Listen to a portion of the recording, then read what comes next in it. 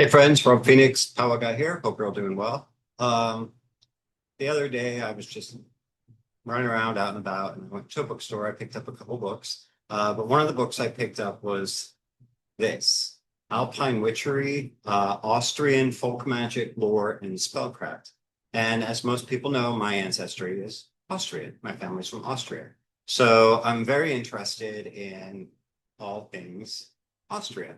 Um, it's a pretty new book. It was first edition or first printing is 2024. It is by Llewellyn. Um, I've never heard of this author before, Christian Brunner. So anyway, I finished the book this morning, and I thought I would talk a little bit about it. Um, Having roots in Austria, um, I was surprised to see that there was a book about like tradition of witchcraft there in Austria. And so when I picked up the book, it's actually kind of not about that. It's actually what people were calling witchcraft. Um, the word was only used by accusers, like judges and such, when people would be accused of doing something witchcraft and they would be brought to trial and such. And so this book is basically just like trial notes from various trials. Like I'm assuming it's the period of like 1400s to 18 or 1700s. That's what I'm thinking. That's really like the best reported time showing the origins of modern witchery. Forgive me, my hands are killing me today. So here's my thoughts about the book. Okay, what is the book about? The book is about kind of like just what I said. It's all these trial records between like 1400 and 17 or 1800. People accused of doing things that they were calling witchcraft. Now, the people themselves that were doing these acts did not consider themselves to be witches. And in fact, he shows the magic that they were doing, the various charms and such cures and spells that they were doing. Very much what you would expect during that period of time in Europe. It's all Christian based, and it's pretty much what the Honeymen were doing, the Pellers, the Hexameisters, the Braucheren, Powwowers. It's what we were all doing. Christian magic. And it was all like useful stuff, like agricultural things or healing things or weather magic, that sort of situation. So it's interesting. It's interesting that that part's cool because it's recorded. Now, I have to tell you, it's kind of a boring read. It's kind of a dry read. It is more academic, which it's more academic than I'm used to seeing from Llewellyn. So I like it in that regard. I like that an academic title slipped through. I guess I was just hoping what I hope for doesn't matter. The book is what it is. And for what it is, it does a good job. If you're thinking of finding, some sort of cool Austrian witchcraft tradition to pick up, let me just tell you that there isn't, and this book was not going to teach you that because that's not its purpose. The magic that they were doing all over Europe was all Christian magic, Christian-based magic, and there is no evidence that it was anything else. Like they can't trace it back any further than that because records just don't exist that far back. Languages have changed so much over the centuries that there's just no reliable way to find any remnants of pre-Christian magic existing in Europe. There's just not. So as far back as we know, magic has been Christian. So all the magico-religious traditions that are practiced today, like Wicca and such have Christian roots.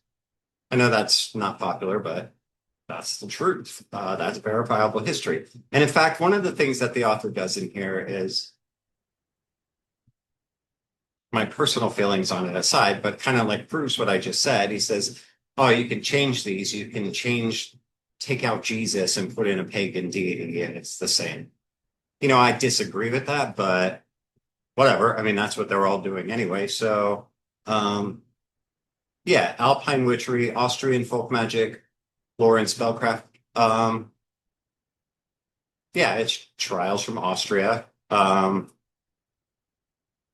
Eastern Europe and such. In the Swiss Alps and the Austrian Alps. So yeah, it was just the magic that the people needed to do during those days. And it was done in the name of Christ, the Holy Trinity as found within Christian tradition. So yeah, he recommends that if you don't want to work with Jesus, just change the name to something else. I mean, that's kind of dumb, but okay. So yeah, do I recommend the book? Yes, only insofar as it adds another academic work to show what magic really was hundreds of years ago in the countries that a lot of our ancestors came from. And it does help prove that the foundations of magic today are Christian. So for that reason, I would recommend it. But if you're a non-Christian looking for some other magical tradition to absorb into your eclectic whatever, I don't recommend this because you won't get that from this book. So anyway, that's my review of it. It's honestly the only book I've ever seen written specifically about Austria. So that's why I was really pleased to find it. So there you go. But if you have any questions, comments, concerns, leave them down below. You can get this book. It cost me $17.99 US. Yeah, again, it's good to have on your shelf. There is actually, if you're looking for, there's a lot of useful stuff in here. So for the modern day Hexenmeister or Powwower, there is some useful stuff in here, and we can pretty much use it as is. There's a lot of, like, the magic they did back then. It seemed like people had a lot more access to corpses back in the day. So, get a needle from a corpse or a bone from a corpse or a skull, these must have been more readily available than they are now. So I might recommend skipping past those or just replacing them with something different. If you're interested, chapter 8 is all the curses and binding spells. And it's a pretty standard fare if you're like me and you study Hexenmeister work, proper eye powwow, it's all the same thing. But we're used to these kinds of Christian curses and such. But some of these things, again, they require bizarre ingredients that if you'd want to use these spells, you would have to replace the ingredients. We just don't really have access to like wild boars that we can borrow bones from and such. It's just not that practical.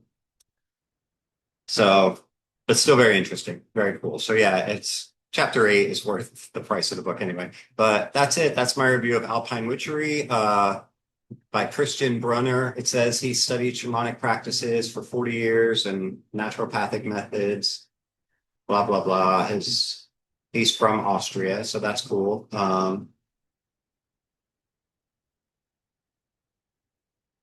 Yeah, it's a interesting book. So that's it. That's all I had to say today. I'm working from home, so I really do need to get back to some accounting work. But hope you're all having a great day. It's like 150 degrees again today, so I staying inside in the AC. So stay cool, my friends.